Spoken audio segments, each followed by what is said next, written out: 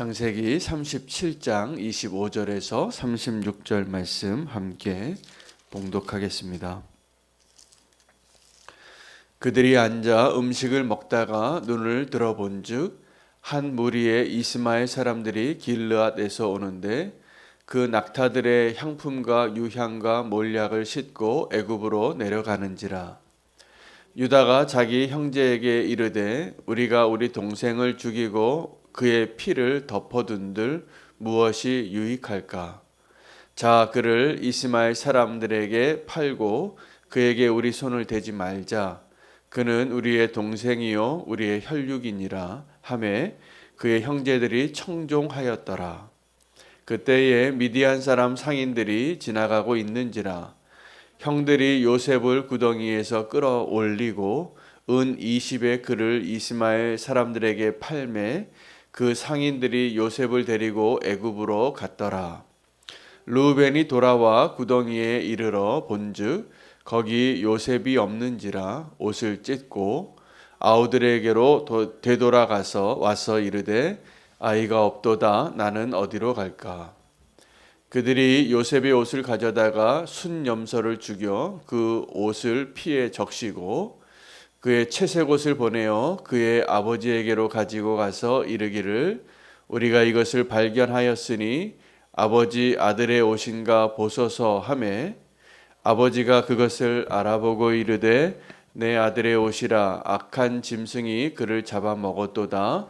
요셉이 분명히 찢겼도다 하고 자기 옷을 찢고 굵은 배로 허리를 묶고 오래도록 그의 아들을 위하여 애통하니 그의 모든 자녀가 위로하되 그가 그 위로를 받지 아니하여 이르되 내가 슬퍼하며 수월로 내려가 아들에게로 가리라 하고 그의 아버지가 그를 위하여 울었더라.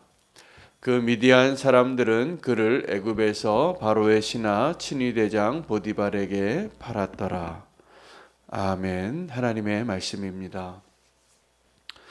요셉의 운명이 아주 기구하게 팔려가고 또 위기에 처하는 그 상황 가운데 하나님께서 이 요셉을 살리시고 또 요셉을 살림으로 인하여 이스라엘을 구원하고 이 세상을 구원하는 일들에 대한 하나님의 계획이 이루어질 때 결코 그냥 하나님이 완벽하게 쓰신 시나리오대로 이렇게 진행이 되어지는 것이 아니라 그 가운데는 하나님의 사람들의 불순종이라는 요소와 또 하나님의 꿈을 미워하고 대적하는 원수들의 요소가 함께 어우러져 가는 그 과정 가운데 하나님의 역사가 완성되어지고 하나님의 꿈이 성취되어지는 것을 우리는 반드시 알아야 합니다. 오늘도 그 요셉의 목숨이 정말 그 죽음으로 가는 아주 위기에 처하는 그 총각 가운데 하나님이 그 상황을 어떻게 만들어 가시고 그 뒤에서 역사하시고 하나님의 손이 어떻게 인도하고 계시는가를 발견하는 것이 오늘 우리의 소망입니다. 그 형들이 동생을 죽이려고 다 마음을 모았는데 그들에게는 저 꿈꾸는 자, 우리를 맨날 고자질하던 동생, 그리고 아버지의 편애를 받던 자격 없는 동생, 미워하고 시기하는 그 동생을 죽일 기회가 왔을 때 그들의 마음이 다 들끓고 군중심리로 몰아가기 시작합니다. 그 10명의 형들이 저 동생 죽이는 일에 아무도 반대하지 않았습니다. 다 죽여야 한다. 이렇게 군중심리로 어떠한 일들을 몰려갈 때 여러분 우리가 조심해야 됩니다. 나의 소중한 권리와 나의 생각과 나의 판단이 내가 원하는 대로가 아니라 원수가 원하는 대로 이렇게 휩쓸려 가기 아주 쉽습니다. 예수님을 죽이려고 하는 그 사람들이 다 그렇게 십자가에 못 박으라 그 군중의 소리가 너무 커질 때 빌라도의 양심의 소리가 묻힙니다.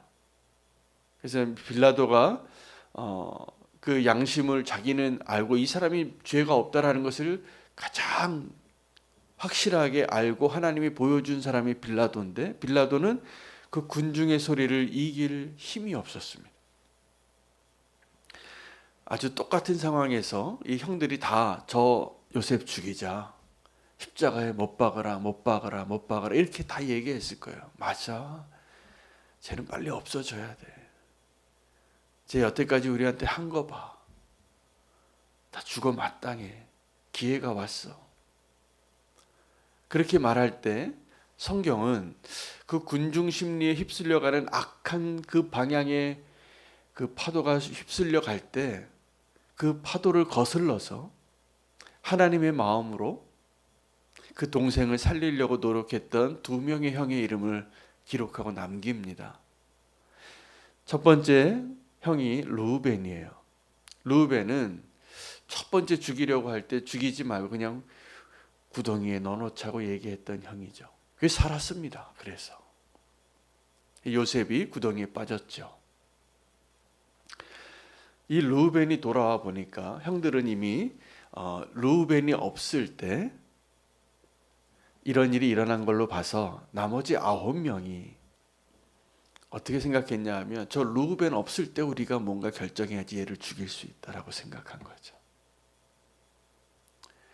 그래서 르우벤 없을 때 또 이제 죽이는 것을 결정하고 어떻게 죽일까 이렇게 생각하고 있었을 때 그 가운데 또 한 명의 그 파도를 거스르는 형이 한 명 나오는데 그 이름이 유다입니다. 유다는 아주 실용적인 제안을 합니다.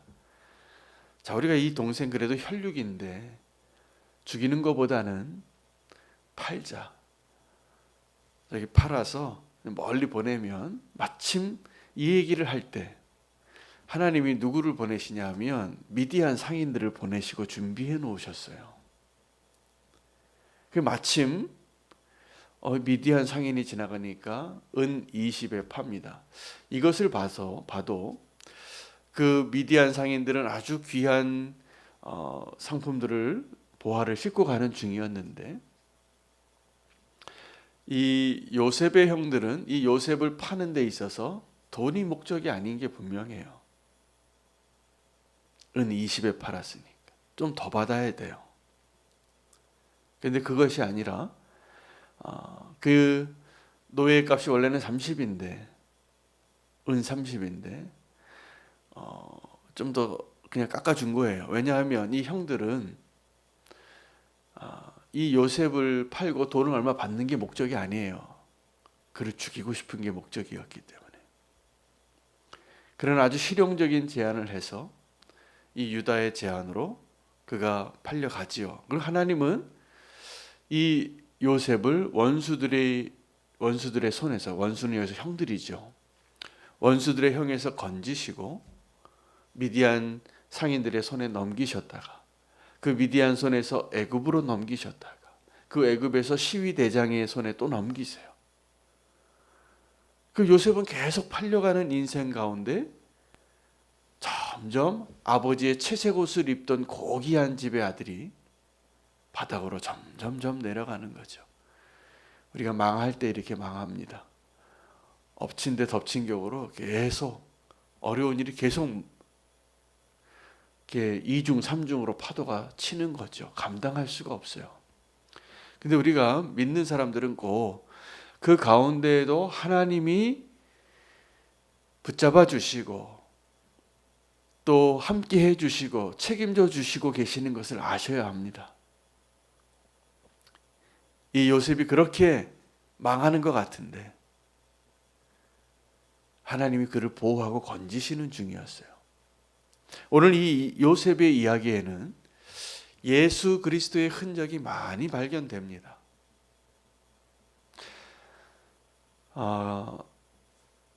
예수 그리스도의 그 흔적처럼 사실은 하나님 앞에 우리가 예수 그리스도의 보혈로 우리가 죄 사함을 받고 의로운 자로 여김을 받는 것입니다. 그런데 오늘 이 요셉의 그 채색옷이 아버지에게 그 요셉이 죽었다는 증거로 준비되어지기 위해서 희생 제물이 하나 죽게 되죠. 그리고 그 피 묻은 옷을 아버지가 보고 확신해요. 내 아들이 정말 죽었구나. 정황이 어떻게 되어져 가냐면 내 아들이 형들 찾으러 갔는데 구덩이에 짐승에게 찢겨서 옷이 찢기고 피가 묻힌 채로 악한 짐승에게 찢겼구나. 이 결론으로 이 증거들과 상황이 나오게 되는 겁니다.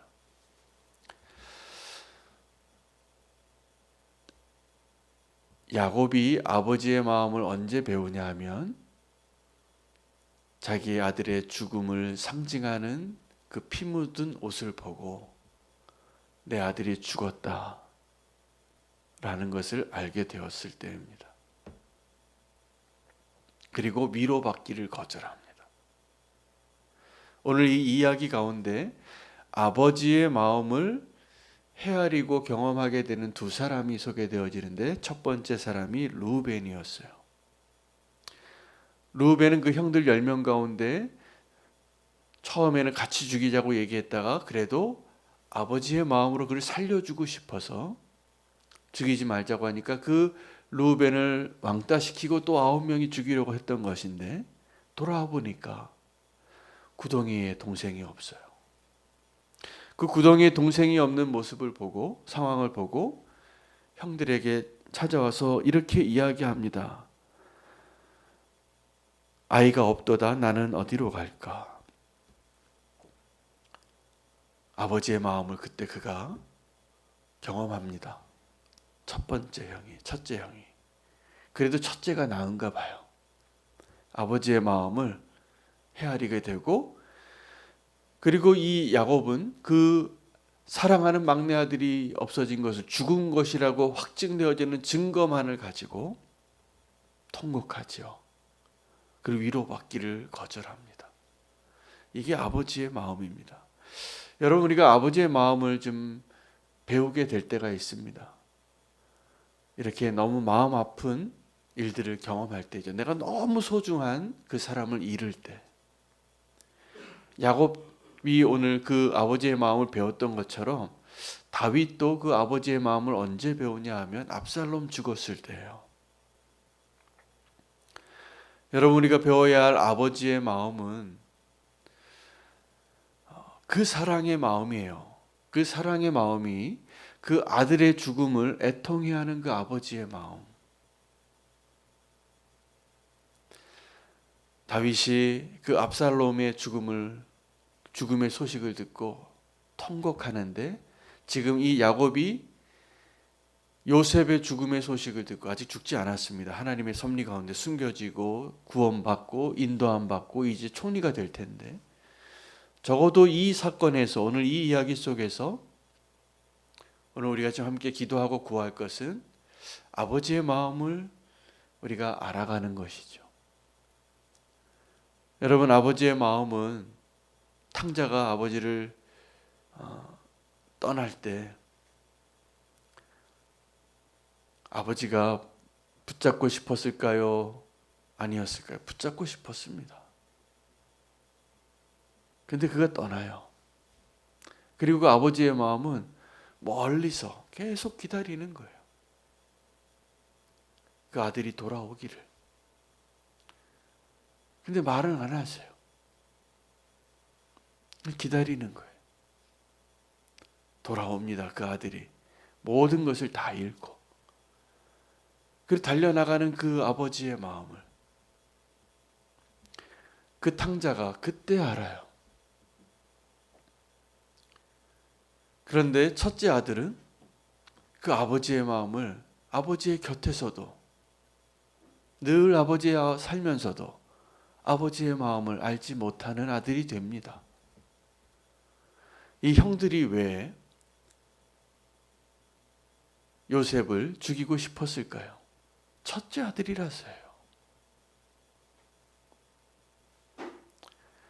여러분 우리가 아버지의 마음을 알아갈 수 있는 그 자리에 나아가기를 축복합니다. 아버지의 사랑을 그렇게 알게 될 때 우리가 정말 사랑을 배우는 거예요. 저는 어제도 제가 참 사랑 없는 자라는 것을 회개했습니다. 누가 잘 용납이 안 되더라고요. 막 갑질을 하시는데 제가 막 화가 났어요. 우리 예배하는 소리 좀 시끄럽다고 와서 따지는데 보통 갑질이 아니에요. 젊으신 분이 와서. 제가 다 듣다가 막 말은 못하고 얼굴색이 불그랗게 그렇게 막 되니까 제 마음에 이렇게 사랑이 없구나. 나 이것 좀 이렇게 억울하게 당한다고. 말하고 싶었는데 그래도 다행히 내가 무슨 말을 안 했어요. 그래서 돌아와서 보니까 제 마음이 너무 불편한 거예요. 그래서 교회 요번에 새생명 축제 때 선물이 남은 게 있어서 그거 갖다 드리니까 이번에 또 웬 뇌물을 가지고 오냐고. 굉장히 또 기분 나쁜 말을 또 여기 막 쏟아내는 거예요. 근데 우리가 하나님의 마음을 알면 그런 아들이 사랑스러워야 되거든요. 근데 우리가 그런 마음이 부족해요. 아버지의 마음을 우리가 배우고 살면 우리가 지금도 넉넉히 사랑할 수 있고 또 이 군중 심리에 막 휩쓸려서 다 죽이자 그럴 때 살리는 자가 될 수 있는 거예요. 우리는 교회 성도님들이 오늘 그 아버지의 마음을 배우고 알아가서 살리는 자 되기를 바랍니다. 왜냐하면 다 그 죽은 줄 알고 있는 그 야곱이요 아들에게 속아요. 그 아들들에게. 그 아들들이 그 아버지를 속이는 데 이렇게 성공하잖아요. 아버지가 그렇게 사랑하는 아들 죽었다고. 그 피를 묻히는데 여기에 또 희생의 피가 묻혀진 거죠.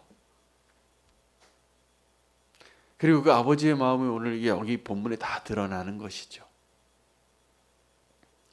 오늘 우리가 이 아버지의 마음을 오늘 구하며 기도했으면 좋겠습니다. 그리고 죽이는 자들 가운데에서 살리는 자로서 우리 이름이 기록되기를 축복합니다. 그 아버지의 마음을 알아갔던 르우벤과 유다, 나중에 야곱이 축복할 때도 그 유다가 축복을 많이 받아요. 물론 이 르우벤은 그의 생애에 또 치명적인 실수 때문에 그 축복받지 못하는 자리에 나아가지만 하나님의 마음을 알고 사는 것이 축복입니다. 다 죽이자고 십자가에 못 박으라고 얘기할 때 그 가운데에서 그냥 내 양심의 소리를 덮어두고 악으로 치닫지 마시기를 바랍니다. 사랑할 수 없는 자를 사랑하는 것이 승리예요.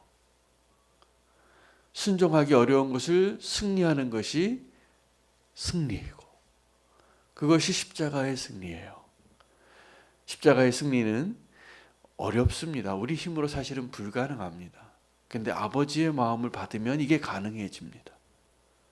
오늘 하루 그 아버지의 마음을 누리시는 소중하고 축복된 하루 되시기를 바랍니다. 아버지의 마음으로 행복한 하루 되십시오. 오늘 그 마음을 붙잡고